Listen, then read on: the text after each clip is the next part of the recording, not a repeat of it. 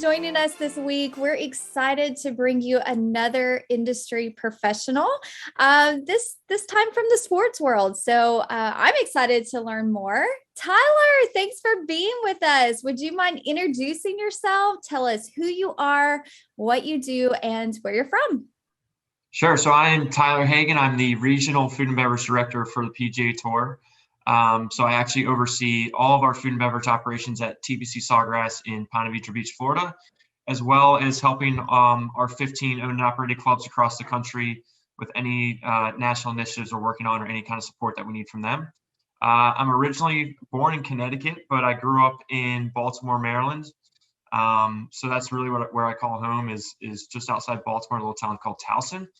And from there, I went to Virginia Tech, and after I graduated, I started my career from there. So. Yeah, that sounds really exciting. You know, when you think about sports or golf or tennis or whatever it might be, there's a lot of career roles and opportunities that we just don't think about. So as the beverage and food director, what do your normal day-to-day activities look like? So the normal day-to-day, I mean, you're walking in and you're first checking on whatever's going on immediately in the clubhouse. So there could be banquets going on. We have a restaurant that has 3 meal periods, so we could be busy down there. So basically, it starts with a walkthrough of the operation to see what's going on, and then after we're comfortable with that, it could be jumping in, helping out a little bit, or once that's all done, it's kind of to the office to check on, I guess, the business side of things and a lot of the administrative stuff that need to be taken care of that day. So. Like this week, we've been doing a lot of interviews for hiring. So, 3 or 4 hours a day, I'm spending just like this on Zoom calls or Microsoft Teams meeting, talking to candidates about anywhere from F&B director jobs across the country to executive chefs to, different manager roles that we have available. So there's that aspect of it. And there's a lot of guest interaction. So a lot of time we're also, going through the outlets and talking to guests, talking to members, seeing how things are going. So that's one really good thing I think about what we do. It's very diverse. It's never like the same. Every day is the same type of thing. Every single day is very different, and it always has curveballs. I mean, that's part of the fun of it too. It's kind of walk in thinking you know what you're going to do that day, and then sure enough, 3 or 4 curveballs get thrown your way, and you just got to deal with it and go from there. So very fun, very diverse, very high energy, fast paced environment. Yeah, it sounds like you have a lot going on and get to work with a lot of different people. So that's always exciting. I know that something that's super helpful to students is to really hear the path that you took from high school to where you are today. Everybody's journey looks different. So tell us a little bit about your journey. Yeah, so from high school, I went to Virginia Tech, like I had mentioned previously, and I started in marketing management, actually. That was my original major, and I always thought I wanted to go to Wall Street and like work in New York City and do that whole thing. And then somewhere like in the middle of college, I was taking a hospitality class, and something just resonated with me when I was taking that class, just with people, and it seemed like great people, and I started being interested in maybe picking up a second major. So I went to the hospitality office and started meeting some of the professors and just talking to the department head. And as I just kept going and getting deeper into the process, I just realized, for me myself, I really enjoyed being around people and helping people and talking with people. And people in the hospitality department were very much wired that way. So I realized that maybe this could be a potential path for me. And then that's kind of where it all started and ended. I mean, from there, I ended up getting my marketing degree and my hospitality degree. And got into a hospitality training program out at Caesar's Palace in Las Vegas. But I literally picked up all my stuff. I didn't know a single soul in Vegas, and I just left and went there purely for the experience. And then as I began getting immersed in hospitality in Vegas, it just came more and more clear to me that I really enjoy working with people and around people constantly, and making people happy, and helping people grow and do all these things, and hospitality was just kind of the perfect vehicle for that. So as I've gone on, I mean, I started as a basic restaurant manager to assistant general manager at Bobby Flay, one of his restaurants in Vegas, where we were fortunate enough to win a Michelin Star there. And then from there, that's when I joined the PGA Tour. So I've actually been with the tour for 10 years and have gradually moved my way up through really F&B and hospitality and into this regional more nationally involved role now. That is so exciting to think about. I know that was probably a scary move for you to just pick up and move to Las Vegas and not know anyone. And I'm sure, just like everyone else, your journey has had some roadblocks and obstacles that you've had to overcome. So, would you mind speaking about how you've overcome obstacles in your own life, and what advice do you have for students that ultimately will face some roadblocks as well, too? Yeah, I mean, I think for me, like my biggest obstacles when I look back at it, it's more like dealing with your own thoughts. Like a lot of the times you can have major doubt on, am I good enough to do this, or am I capable of doing this? And through the process, and one thing I tell everyone is you got to read a lot of books, read a lot of just like leadership books, or just like listen to podcasts, listen to like motivational speeches and things like that. It's something I've always done just to kind of help me get through certain things. But when I look back at it, all those times you have doubt or you feel very, very uncomfortable with what you're about to go through, you actually realize you're about to be you're on the brink of learning something new, or like a big growth period in your life. So all the doubt I always had was kind of in my own mind, and those are my own really roadblocks. But once you just push through it and just kind of just set your mind to it and go for it, and deal with kind of your own doubt, once you push through, there's tremendous growth and learning experiences on the other side of it. So I always tell kids, we hire a lot of temporary students for our Players Championship, which is a massive golf tournament we hold here every year. And one of the big things we tell the temps in orientation is like, you're really uncomfortable right now. It's a big building. You probably have a lot of doubt in your mind, but just trust us, trust the process, and just keep pushing through it.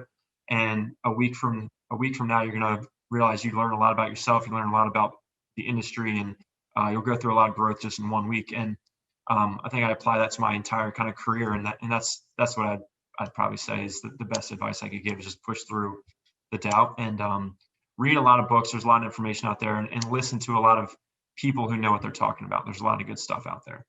That's such good advice. And I think so many times high school students will say, I hate reading. You're forced to read in high school, but it's not necessarily things that you're choosing to read. There's so many types of books and podcasts out there that I promise you guys would be interested in. So do your research, find something that really piques your interest, and dig in. So my next question for you is, working in the industry that you have, I'm sure you have come across all different kinds of careers that maybe you didn't know existed when you were in high school. So we love to expose students to those type of opportunities. Could you talk a little bit about some careers that you've discovered along the way that maybe students aren't aware of? Yeah, so I guess the best time I could say I discovered, so being a PGA Tour employee, we're actually right next door to our headquarters. And I mean, PGA Tour headquarters, there's every single job you could imagine there. I mean, I'm very much in the F&B world, but there's everywhere from marketing to sales to internal communications. That's probably the biggest one that I was surprised of, is there's literally departments within companies that specialize just in the communication that's going to be going out to employees within the company. And so when we were opening up the new headquarters building, I got to sit on like a team of 12 people, and they were all from these different departments. And I was just blown away by what was actually there. I mean, like I said, there's internal communication, there's HR, there's IT, there's IT security, there's marketing, there's sales, there's just so many different layers, and every single company has these different avenues. So, even though PGA Tour is a sports entertainment company, if you will, it has, I mean, there's so many majors that could apply to the PGA Tour. I just mentioned a bunch of them, and I'm sure there's a ton more out there. I mean, economics, finance, lawyers. I mean, there's a huge law department within every company too, who deals with litigation and contracts.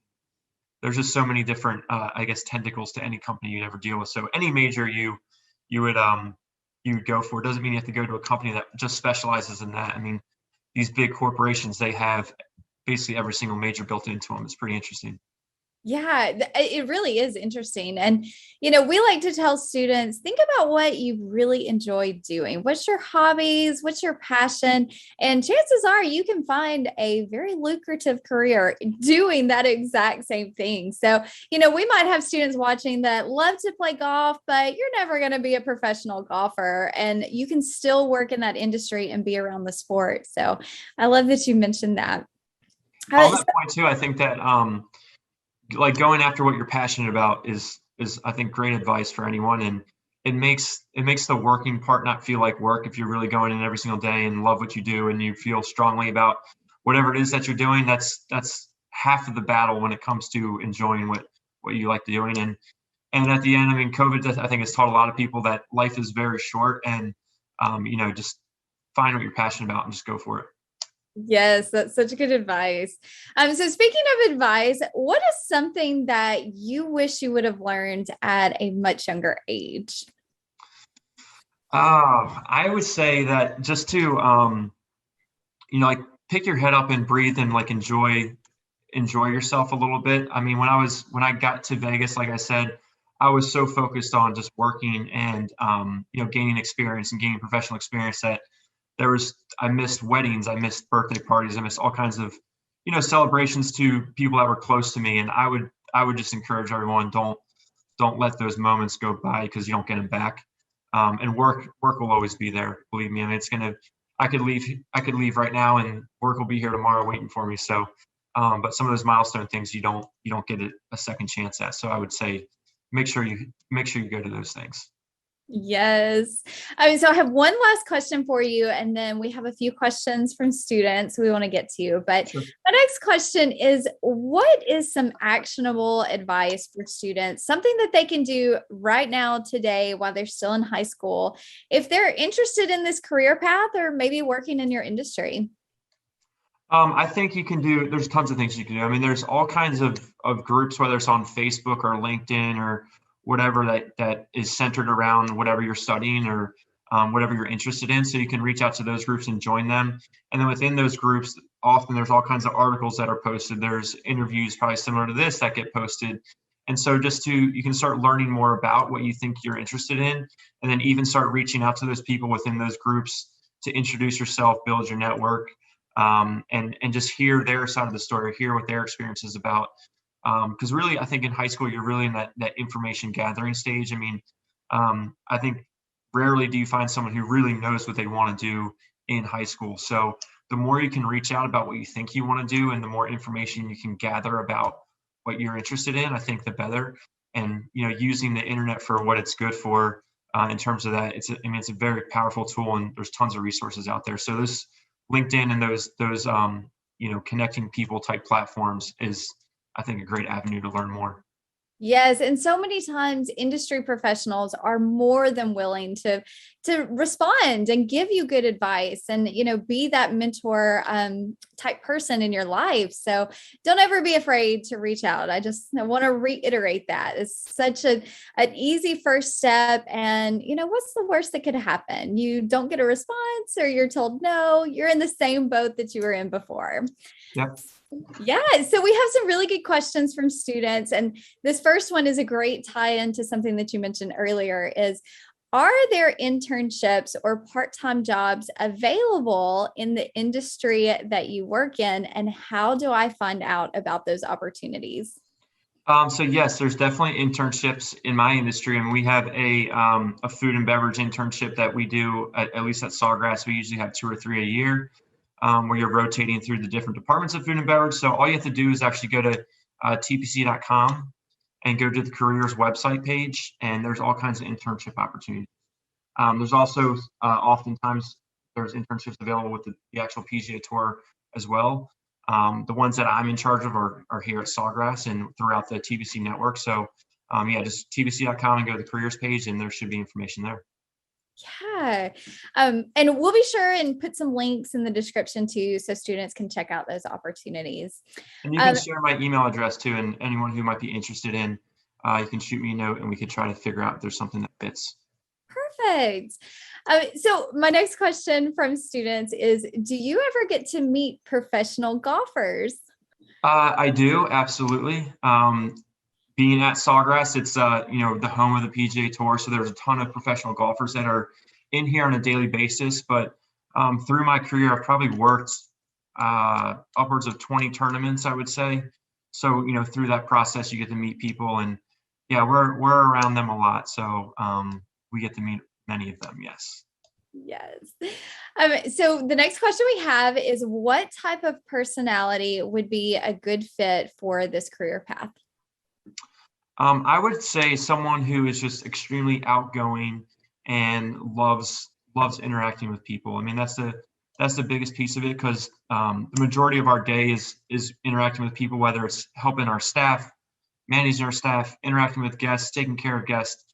So you have to be outgoing to do that, and you also have to get some kind of satisfaction of helping people. Um, that's I guess the best way I could answer that, and I think the probably the two most important traits I'd say. Yeah, and it sounds like that's super fulfilling, being able to really be a service to the community and the people that you're around. So, okay, so the next question is, oh, I love this. Success sometimes seems so far away. How long did it take for you to get to where you're at today?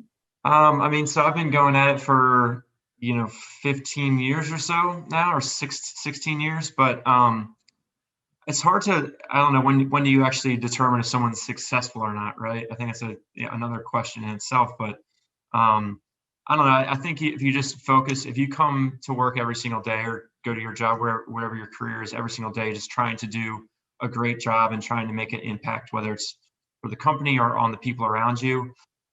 If you just focus on that, ultimately you'll arrive at success wherever that is. So I don't think you can just say, oh, there's success, let me go get it.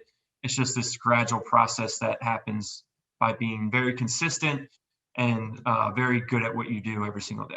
Yeah, I agree. It's hard to say when someone reaches that level of success, because I think, the people that we view to be successful are continuously growing. And, you have to have that type of mentality to just keep pushing forward.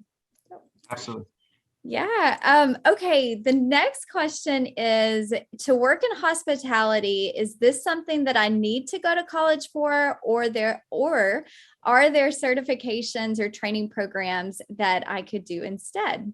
Yeah, I mean, you definitely don't need to go to school for it. I mean, we have, we have plenty of managers that are working with us right now that just kind of came up through the industry, if you will. So they started, at a restaurant just as maybe bussing tables or something. They became a server, then they became a lead server, then maybe a bartender, then they decide they want to get into management. So we have all kinds of stories like that of people who just kind of have come up through the industry.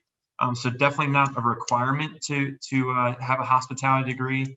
But I mean, it certainly helps in certain avenues you want to go down towards. And then, yeah, there's all kinds of other things you can, I guess, that are within hospitality that you could get certified for. I mean, if you're really into wine, you could get your certified to be a level 1 sommelier. Just focus on that. There's all kinds of little programs that other universities offer that are just like hospitality centric for 6 months, and you get some kind of certificate. So there's all kinds of different ways to get involved in it. And it's also, again, it's a good, even if it's not your long-term goal, it's a good thing to have under your belt, because I think it shows employers or future employers that you know how to deal with people and you're comfortable with people, and it helps you develop a lot of the soft skills I think that we need later down the line in our careers. Yes, I think that's so true. So the next question that we have one more question, and then we're going to wrap it up. But this question is, I've never wanted a 9 to 5 Monday through Friday job. Is hospitality a career like that, or is this something different? In general, it is not a 9 to 5 Monday through Friday job. Yeah, it's a lot off hours or off peak hours, if you will. So nights, weekends, holidays, things like that. Because ultimately, when you think about hospitality, you're really here to take care of people when they are on their vacations and taking their holidays and taking their weekends and things like that. So a lot of the time when people are doing that, we're often at work. So yeah, it's definitely not a 9 to 5 Monday through Friday thing. Like I said early on, it's very diverse, very different. Every week, every day is extremely different from the next. So Yes. So I've loved chatting with you today. I think you have brought so much good advice and information to students. Is there any last words of wisdom that you would like to leave with students today? I think we kind of covered it earlier, and I just kind of be repeating myself, but just finding out what you're really into and really enjoy doing, and then just pursuing that as a career. I think will help people really like what they're doing for their job, which I think is important. You don't want to go, I mean, you're going to be working for more than half of your life, if you will, and you don't want to spend half your life doing something that you don't really want to do. So figure out what you enjoy doing and go after it. And I think you'll ultimately thank yourself in the long run for that. That's such a good note to end on. And I think it's important to note too that, you guys are so young. You don't have to know right now exactly what your future is going to look like, and take some time to try new things and experience different careers and industries to really discover who you are and what you like. And I think also on that same note, don't have a unrealistic expectation that you're going to be perfect along the way. I mean, you're going to make mistakes. Mistakes, I think, is part of the growing process, and you just got to take the mistakes you make, learn from them, and move on, and try not to do them again. But you're not going to be perfect. It's not going to be a perfect journey. There's bumps in the road, but you just kind of keep pushing forward, and you'll get to where you want to go. Absolutely. Well, thank you, Tyler, for being with us. Thank you for everyone that is tuning in. I hope that you guys have taken notes and learned some really exciting knowledge and advice today. So be sure and join us next week. We'll have another industry professional joining us, and you guys have a good week. Thank you. Take care.